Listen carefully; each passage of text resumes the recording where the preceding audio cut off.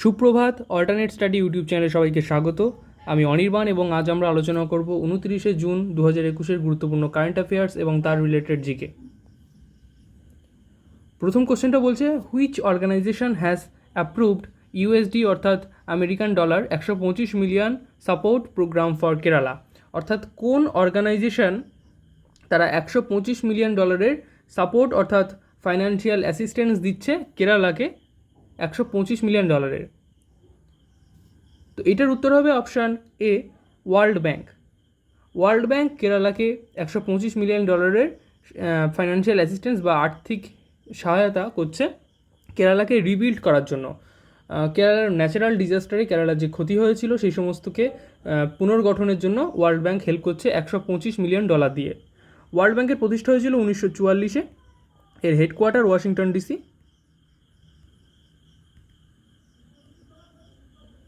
Washington headquarter এবং world ব্যাংকের বর্তমান চেয়ারপারসন ডেভিড মালপাস।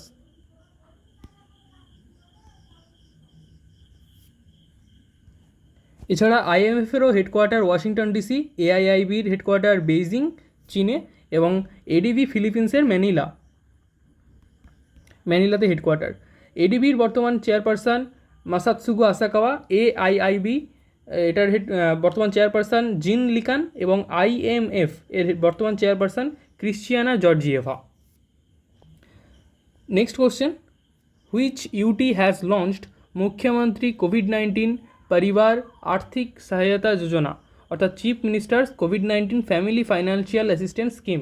বাংলাতে বললে কোন ইউনিয়ন টেরিটরি অর্থাৎ কোন কেন্দ্রশাসিত অঞ্চলে চালু করা হয়েছে বা কেন্দ্রশাসিত অঞ্চল চালু করেছে এই মুখ্যমন্ত্রী COVID-19 family assistance programme.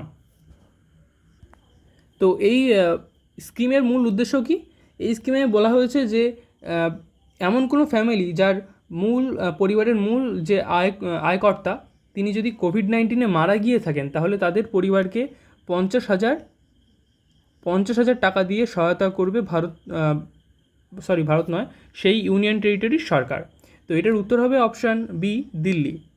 Delhi কেন্দ্রশাসিত অঞ্চল ঘোষণা করেছে যে তাদের কেন্দ্রশাসিত অঞ্চলের কোনো পরিবারে যদি কোনো ব্যক্তি এমন কেউ মারা গিয়ে থাকে যে সেই পরিবারের একমাত্র উপার্জনকারী ব্যক্তি ছিলেন তাহলে তাদের পরিবারকে 50,000 টাকা দিয়ে সাহায্য করবে কেন্দ্রশাসিত অঞ্চল। দিল্লি কেন্দ্রশাসিত অঞ্চলের গভর্নর হলেন লেফটেন্যান্ট গভর্নর অনিল বাইজাল এবং দিল্লি সিএম অরবিন্দ কেজরিওয়াল। চণ্ডীগড়ে বর্তমানে গভর্নর ভিপি বদনোর, পন্ডিচেরিতে তামিশিলাই সুন্দরাজন এবং লাক্ষাদ্বীপে প্রফুল্ল প্যাটেল। নেক্সট কোশ্চেন, ইন্দ্রা অর্থাৎ ইন্ডিয়া রেটিংস রিসার্চ, যার সংক্ষেপ হচ্ছে ইন্ডরা, তাদের প্রেডিকশান অনুযায়ী ভারতের জিডিপি গ্রোথ কত হবে 2022 সালের জন্য। 2022 সালে ইন্ডিয়া রেটিংস রিসার্চ, ইন্ডিয়ান নয় কিন্তু ইন্ডিয়া রেটিংস রিসার্চ, যেটাকে সংক্ষেপে ইন্ডরা বলা হচ্ছে, সেটার এই প্রেডিকশন অনুযায়ী জিডিপি গ্রোথ 2022 সালে হবে অপশান সি, 9.6%। তাহলে ইন্ডিয়া রেটিংস রিসার্চ এদের রিপোর্ট অনুযায়ী জিডিপি গ্রোথ 2022-এ হবে 9.6%। Next question, we have observed micro small and medium sized enterprise day on which date, অর্থাৎ যেটাকে আমরা সংক্ষেপে এমএসএমই বলি, MSME, micro small and medium enterprise, সেই এমএসএমই দিবস আমরা কবে পালন করি বা পালন করেছি? তো এমএসএমই ডে আমরা পালন করি প্রতি বছর অপশান বি, 27শে জুন তারিখে। 27শে জুন তারিখে এমএসএমই দিবস পালন করি এবং আমাদের MSME minister Nitin Jayram Gadkari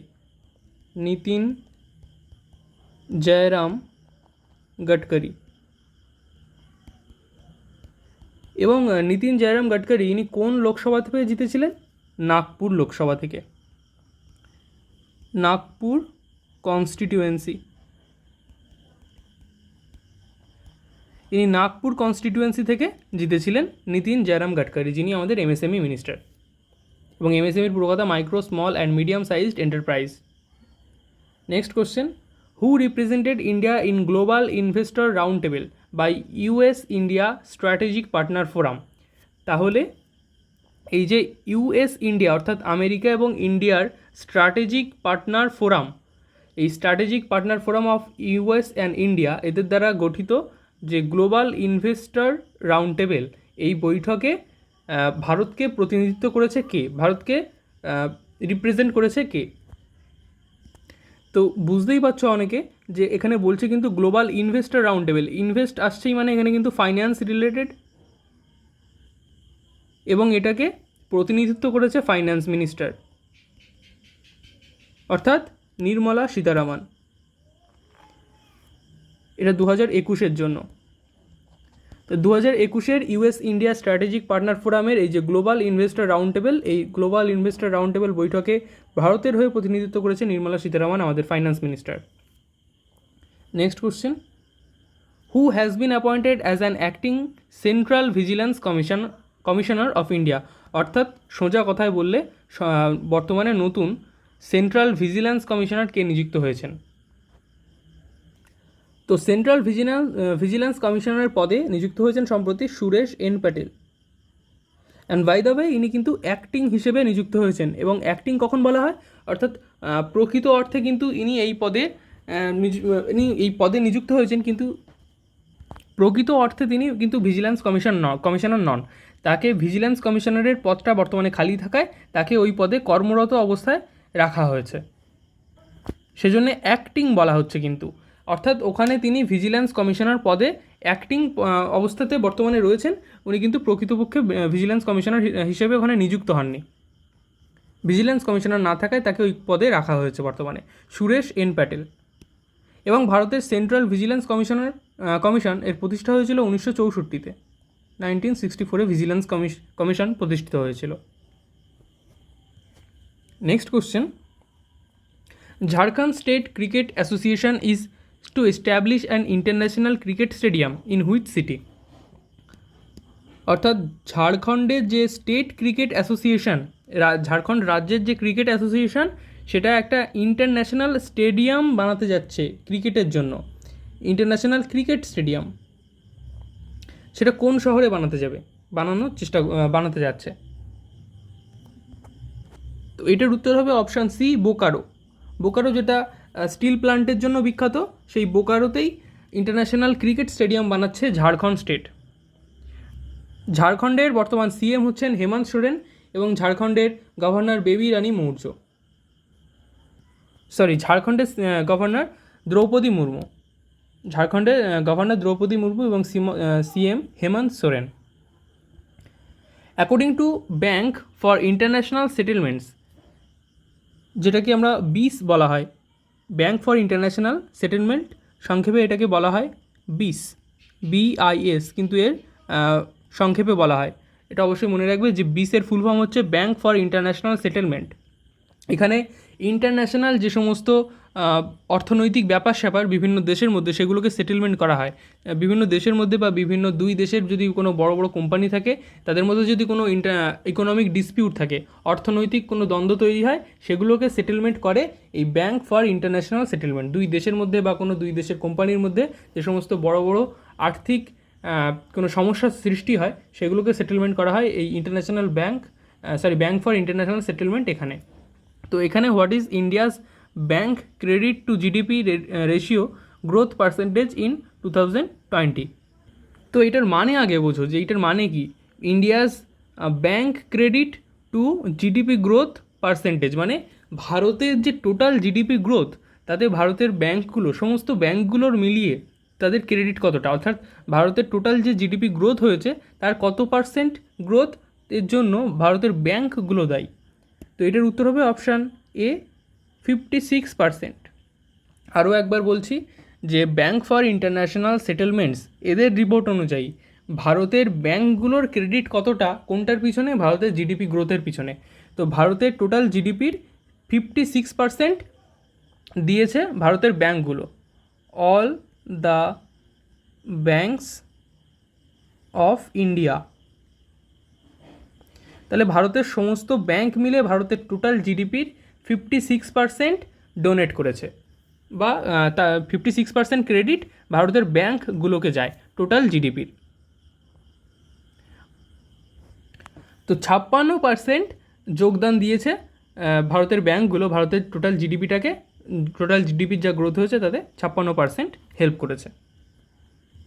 next question, which of the following media platform has recently joint with NSDC to launch the digital skill champions programme? অর্থাৎ সম্প্রতি কোন মিডিয়া প্ল্যাটফর্ম জয়েন করেছে এনএসডিসির সাথে, যারা লঞ্চ করছে ডিজিটাল স্কিল চ্যাম্পিয়ন্স প্রোগ্রাম? তো এটার উত্তর হবে অপশান সি, হোয়াটসঅ্যাপ। হোয়াটসঅ্যাপ সম্প্রতি এনএসডির সাথে যুক্তভাবে digital skill champions program launch করছে, যার মূল উদ্দেশ্য হচ্ছে digital learning, digital knowledge, digitally experience দেওয়া, স্কিল ডেভেলপমেন্ট করা, ট্রেনিং দেওয়া এবং সর্বোপরি গ্রোথ করা। হোয়াটসঅ্যাপ আমরা জানি সবাই ফেসবুকের সাবসিডিয়ারি। ফেসবুকের প্রতিষ্ঠা হয়েছিল 2004-এ এবং ফেসবুক হোয়াটসঅ্যাপকে কিনেছে 2014-তে। ফেসবুককে কিনে নিয়েছে হোয়াটসঅ্যাপ। ফেসবুকের CEO mark Zuckerberg.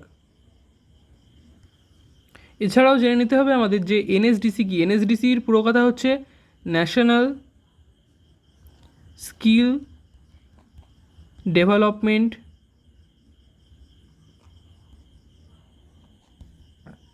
Corporation. National skill development corporation, অর্থাৎ বুঝতেই পারছো এটা কিন্তু ভারতের স্কিল ডেভেলপমেন্ট যে প্রোগ্রাম তাদের সাথে যুক্ত, তার অর্গানাইজেশন হচ্ছে এনএসডিসি। তো এই ন্যাশনাল স্কিল ডেভেলপমেন্ট যে কর্পোরেশন, স্কিল ডেভেলপমেন্টের কর্পোরেশন, তার সাথে যুক্ত হয়েছে হোয়াটসঅ্যাপ। কিসের জন্য? Digital skill champion programme launch করেছে। তাহলে বুঝতেই পারছো ডিজিটাল স্কিল চ্যাম্পিয়ন্স প্রোগ্রাম মানে কি। এই প্রোগ্রামের মাধ্যমে মানুষকে ডিজিটালি আরও বেশি ডেভেলপমেন্ট করানো হবে। ডিজিটাল ডেভেলপমেন্টের এটা হচ্ছে মূল উদ্দেশ্য। এনএসডিসির কথা যদি বলি, এনএসডিসি প্রতিষ্ঠিত হয়েছিল 2008-এ জুলাইতে। 31 জুলাই 2008-এ প্রতিষ্ঠা হয়েছিল NSDC, national skill development corporation. এবং এর বর্তমানে সিইও হচ্ছেন, এর হেডকোয়ার্টার দিল্লিতে, নিউ দিল্লিতে হেডকোয়ার্টার, আর CEO Manish Kumar.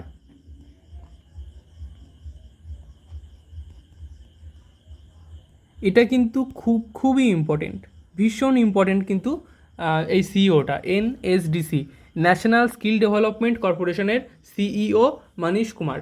National skill development যেহেতু বর্তমানে ভারতে প্রচুর কাজ করছে, প্রচুর ফিল্ডে এরা কাজ করছে, সেজন্যে ন্যাশনাল স্কিল ডেভেলপমেন্ট কর্পোরেশনটা খুবই ইম্পর্টেন্ট। এবং সেই সাথে তাহলে তার সিইও কে সেটাও অবশ্যই আমাদের জানতে হবে। এবং প্রতিষ্ঠা হয়েছিল 31 জুলাই 2008-এ national skill development program. Manish Kumar CEO. Next question, which company has acquired encrypted messaging application Wickr? অর্থাৎ কোন কোম্পানি সম্প্রতি কিনে নিয়েছে এনক্রিপ্টেড মেসেজিং অ্যাপ্লিকেশন যার নাম উইকার? এনক্রিপ্টেড মেসেজিং অ্যাপ্লিকেশন মানে কি? উইকার প্রথমত তো একটা মেসেজিং অ্যাপ্লিকেশন, অর্থাৎ একটা অ্যাপ যার মাধ্যমে আমরা মেসেজ করি। আর এনক্রিপ্টেড মানে কি? যার মাধ্যমে কোডিং করে মেসেজ পাঠানো হয়, কোডেড মেসেজ।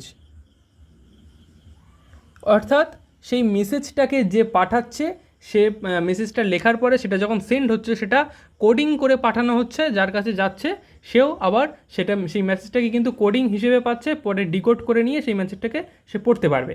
অর্থাৎ মাঝপথে কেউ কিন্তু সেই মেসেজটাকে পড়তে পারবে না, কোডিং করে মেসেজটাকে পাঠানো হয়।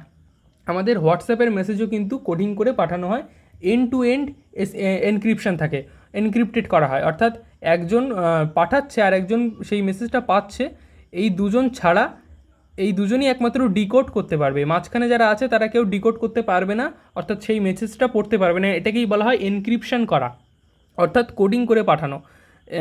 মেসেজটা কিন্তু এক জায়গা থেকে আরেক জায়গায় যাওয়া বা আসা সেটা কিন্তু কোডের মাধ্যমে যায়, সেটাকে বলা হয় এনক্রিপশন। তো এরকম একটা এনক্রিপ্টেড মেসেজিং অ্যাপ্লিকেশান যার নাম উইকার, সেটাকে কিনে নিয়েছে কোন কোম্পানি? তো এই উইকারকে কিনে নিয়েছে সম্প্রতি অপশান ডি, অ্যামাজন। অ্যামাজন কিনে নিয়েছে এই এনক্রিপ্টেড মানে কোডেড মেসেজিং অ্যাপ্লিকেশান উইকার। অ্যামাজনের প্রতিষ্ঠা হয়েছিল 1994-তে, এর হেডকোয়ার্টার ওয়াশিংটন,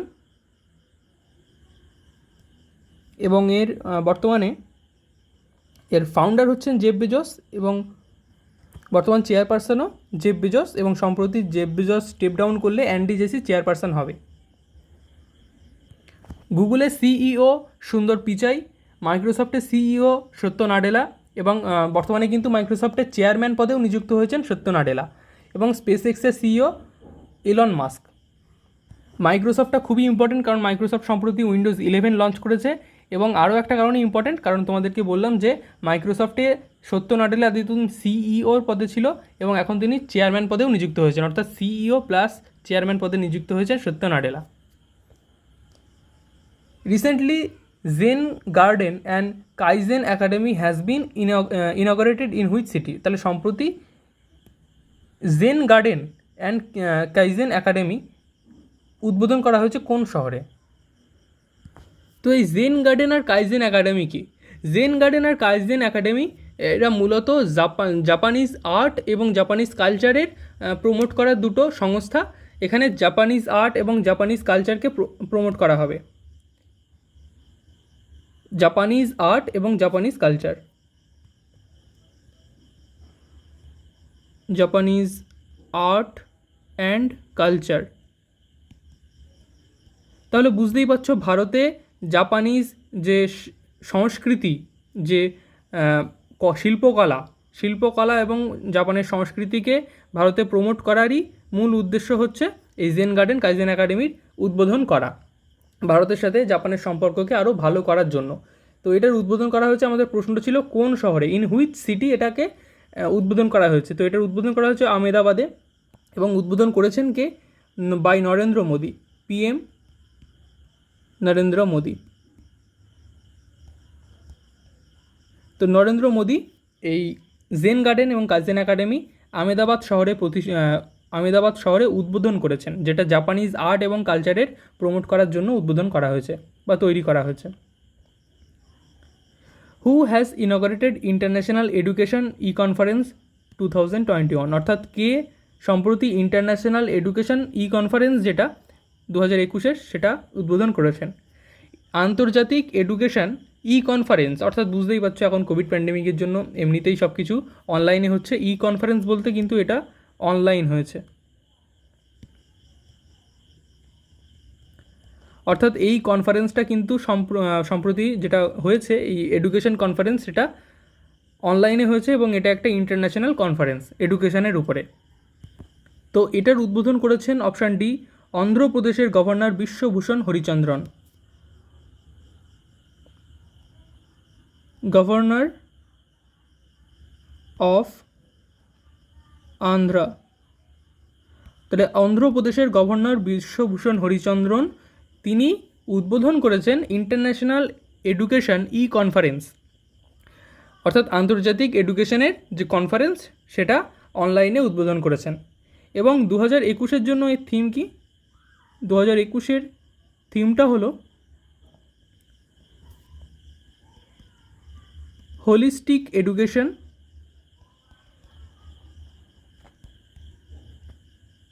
ফর এক্সিলেন্স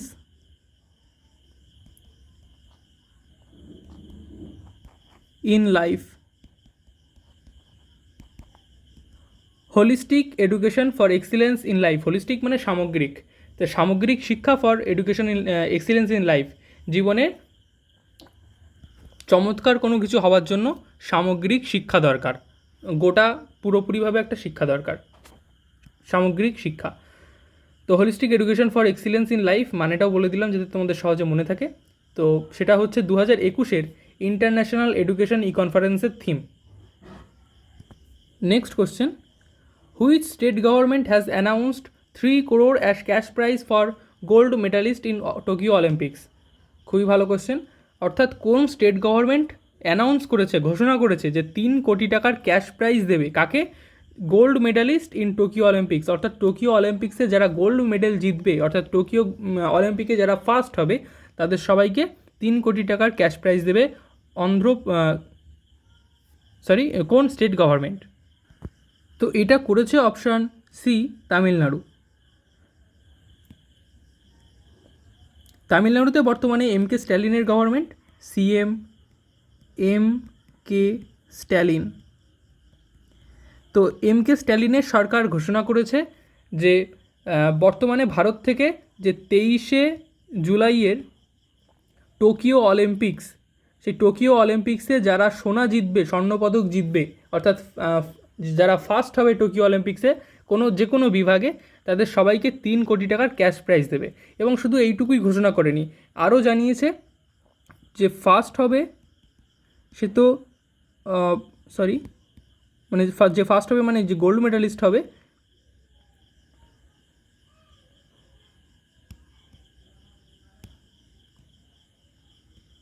যে গোল্ড পাবে তাকে 3 কোটি টাকা দেওয়া হবে, যে সিলভার পাবে অর্থাৎ সেকেন্ড হবে